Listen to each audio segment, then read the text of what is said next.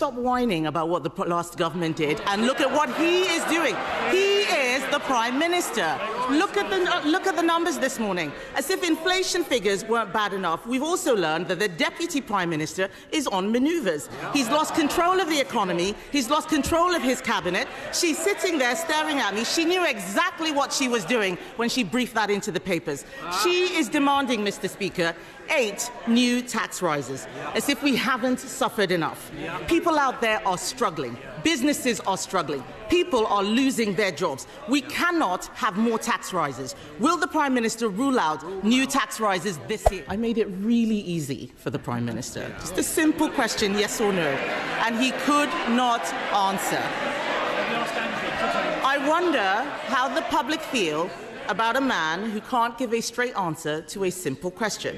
And you look at all of them behind him, all of them cheering, when this inevitable U-turn on winter fuel comes, and it will, from a desperate Prime Minister, what will he say to the 348 MPs who went over the top and voted for the winter fuel cut last September? Just like the British public, how can any of them ever trust him again? Watch how Kemi Badenoch, Mr. Speaker, turned PMQs into Labour's worst nightmare. Well, before I show you the full footage, if you're new to this channel, please subscribe and turn on the notification bell so you'll be the first to be updated every time we post. It costs you nothing, but it makes a huge difference to us. Already subscribed? Thank you. As you would expect, Mr. Speaker, we will only make decisions we can afford. That is why we will look at that as part of a fiscal event. Leader of the Opposition, Kemi Badenoch. Mr. Speaker, it's extraordinary listening to that last answer from the Prime Minister. Inflation was 2% when Conservatives left office. 2%. It's now nearly double that.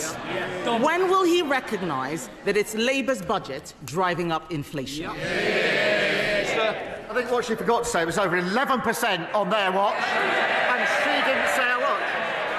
I am confident those numbers will come down, Mr. Speaker. The Bank of England is confident those numbers will come down. That's why we've seen 4 interest rates in a row. But I notice she can't resist grabbing any opportunity to talk the country down. She doesn't mention the growth figures, the interest rate figures, record investment, wages up more than prices, 200,000 jobs created, 4 trade deals. And the reason, Mr. Speaker, they haven't learned, they haven't changed, and as George Osborne said, she doesn't have a credible economic plan. Mr. Speaker, this is laughable from the Prime Minister. He knows that inflation was brought down by us to 2%, bang on target. We were reacting to a war in Ukraine that brought inflation up all over Europe. While he is doing trade deals with countries like the US and India, their inflation is going down. It's going up here. Why? The ONS says the inflation figures are driven by significant increases in household bills. We warned him repeatedly that this is exactly what would happen, what his policies would do. We called it Awful April. The Prime Minister came into office saying that he would tackle the cost of living crisis. He has failed. He hasn't got a clue, has he? Mr. Speaker, she talks of their record, the disastrous Liz Truss mini-budget. Inflation through the work. They left a £22 billion black hole. Living standards at an all-time low. Energy prices through the roof. Mortgages through the roof. And, Mr. Speaker, we're taking measures to bring prices down. That EU deal will bring prices down. That's why supermarkets welcomed it. What did she do? She opposes measures to bring prices down. Kemi Badenoch. Mr. Speaker, he needs to stop whining about what the last government did and look at what he is doing. He is the Prime Minister. Look at the numbers this morning. As if inflation figures weren't bad enough, we've also learned that the Deputy Prime Minister is on manoeuvres. He's lost control of the economy. He's lost control of his cabinet. She's sitting there staring at me. She knew exactly what she was doing when she briefed that into the papers. She is demanding, Mr. Speaker, 8 new tax rises, as if we haven't suffered enough. People out there are struggling. Businesses are struggling. People are losing their jobs. We cannot have more tax rises. Will the Prime Minister rule out new tax rises this year? Mr. Speaker, she's not learned or changed. They lost the election because their appalling record on the NHS, on health, on prisons, you name it. And now she accuses everyone of whining about the impact that had on the country. It had a huge impact on working people across the country, and they're absolutely right to complain about it. She wants to talk about the Deputy Prime Minister. The Deputy Prime Minister, working with the Chancellor, building 1.5 million new homes, reforming our planning system, putting £7 billion into our economy and bringing forward our employment rights bill, which is the single biggest upgrade to workers' rights in a generation. Kemi Badenoch. That's desperate stuff. The whole House would have heard the Prime Minister refuse to rule out new tax rises. The whole House heard it. He didn't rule it out. That his cabinet is open warfare. The Deputy Prime Minister clearly calling the shots. What is it that we've learned? We're heading for new tax rises. We know inflation is up. It's just more and more bad news from a Prime Minister who has lost control. So we heard his earlier answer, Mr. Speaker. We heard his earlier answer on winter fuel. Let's try and get some more information. I'm going to ask him a simple question. It only requires one word, yes or no. Is he planning to U-turn on winter fuel cuts? Yeah. Yes. Prime Minister. Mr. Speaker, I made clear in my earlier answer that as the economy improves, we want to take measures that will impact on people's lives, and therefore we will look at the threshold, but that will have to be part of a fiscal event. But, Mr. Speaker, they lost control of every element of the economy, of prisons, the borders, the NHS, you name it. And now she's lost control of her party. They are sliding into oblivion. They will have to trade on their past, Mr. Speaker, because that's all they've got. Kemi Badenoch. Speaker, I made it really easy for the Prime Minister. Just a simple question, yes or no. And he could not answer. I wonder how the public feel about a man who can't give a straight answer to a simple question. And you look at all of them behind him, all of them cheering, when this inevitable U-turn on winter fuel comes, and it will, from a desperate Prime Minister, what will he say to the 348 MPs who went over the top and voted for the winter fuel cut last September? Just like the British public, how can any of them ever trust him again? Mr. Speaker, it's only because of the measures we've taken that the economy is improving. Growth at the highest rate since in the G7. 4 interest rate cuts, 3 trade deals because countries want to trade with this country because of the decisions that we've made. All of those decisions opposed by the party opposite. They've learned absolutely nothing and they're going absolutely nowhere. Mr. Speaker, this is a Prime Minister who says he's taking measures. The jobs tax is killing jobs. Inflation is up. Business confidence is down. Everyone is worried. He promised to cut bills, but today we see they are rising because of his policies.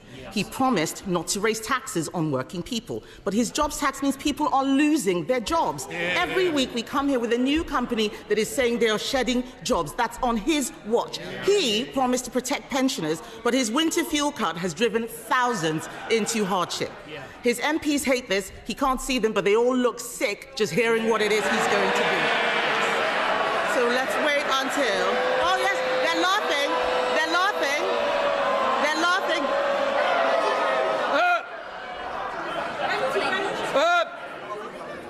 I expect better from whips. And boys on at the back, I've got my eye on you. Kemi Badenoch. Mr. Speaker. Order. Sorry.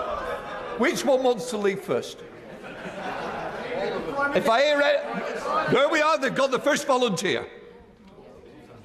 Are you going to behave? Kemi Badenoch. Mr. Speaker, they are laughing just as they laughed at the budget. Hands up who here wanted winter fuel cuts. Hands up. Not a single one of them. Not a single one of them.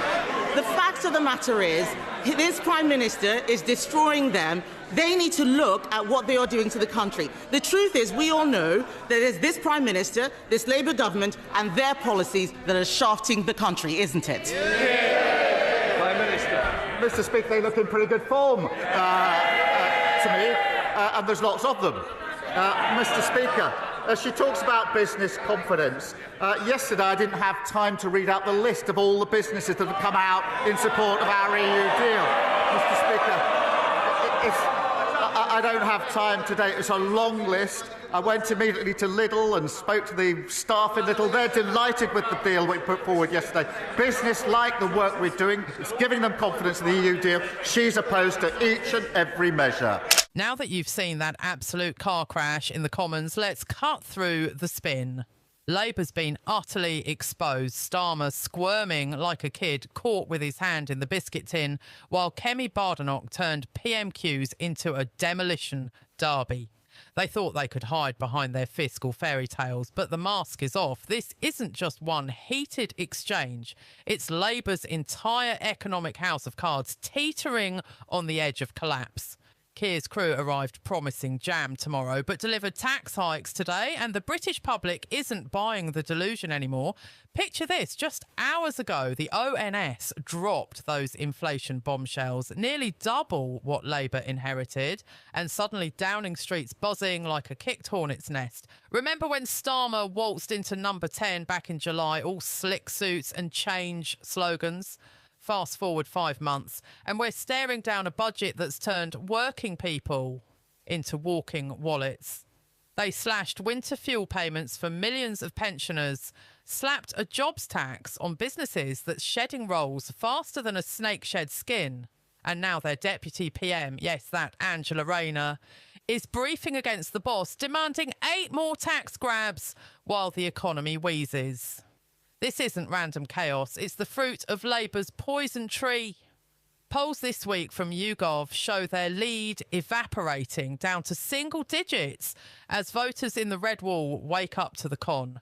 Leadership tensions? Rayner's eyeing the top job like a fox in the henhouse, and Starmer's cabinet looks more like a therapy session than a government. They inherited a growing economy from the Tories. Interest rates falling, wages outpacing prices. But in months, they've turbocharged inflation with reckless spending and union handouts. Supermarkets cheered a token EU deal yesterday. Please, that's lipstick on a pig, while household bills skyrocket under awful April policies they rammed through. And let's not gloss over the scandals bubbling under, prisons overflowing, NHS waiting lists exploding, borders a sieve. Labour hoped you'd blame the last lot forever. But this PMQ's showdown ripped the plaster off. Starmer's not leading, he's reacting, dodging yes or no questions like they're kryptonite.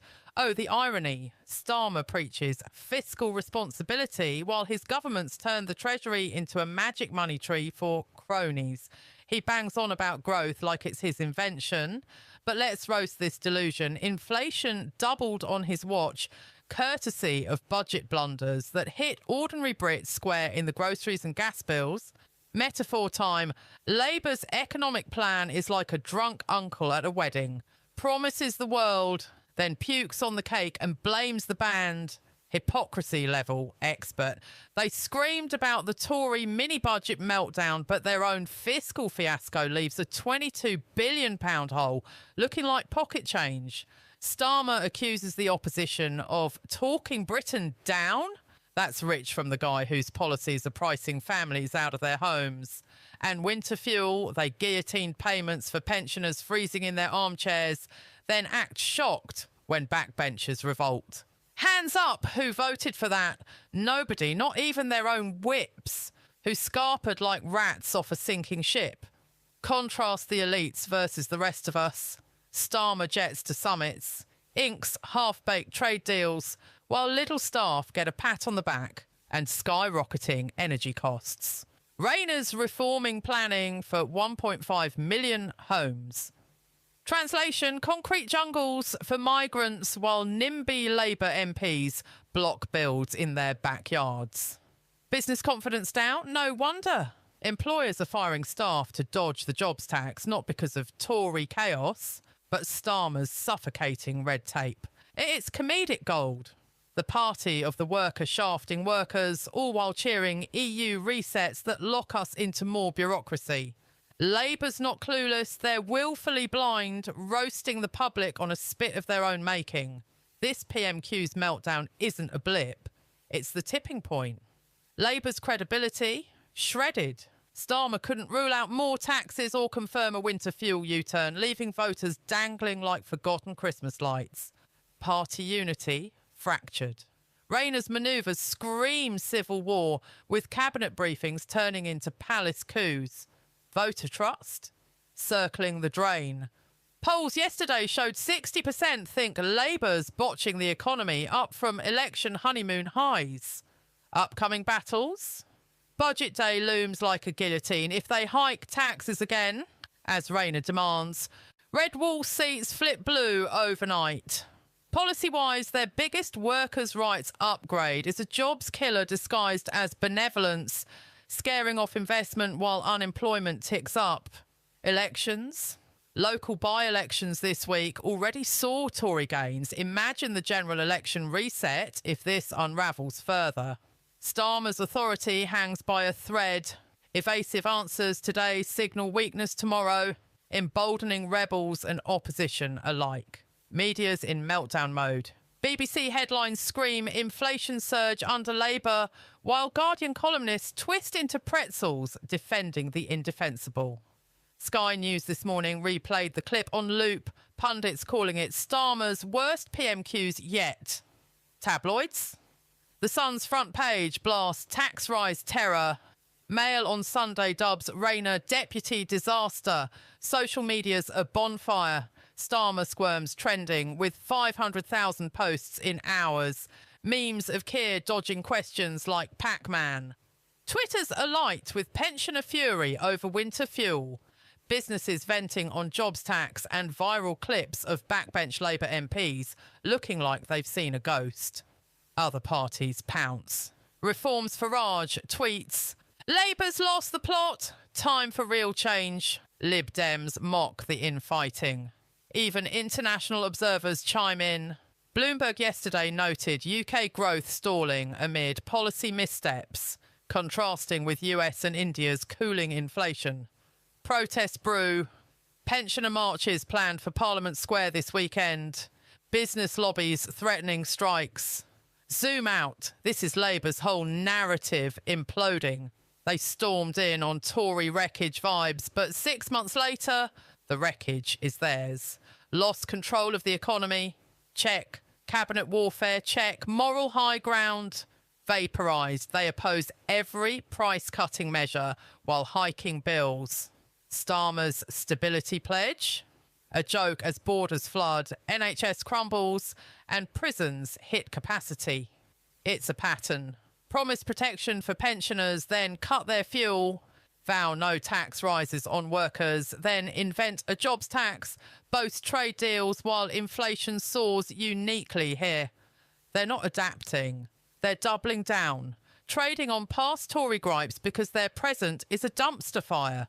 Authority? Gone.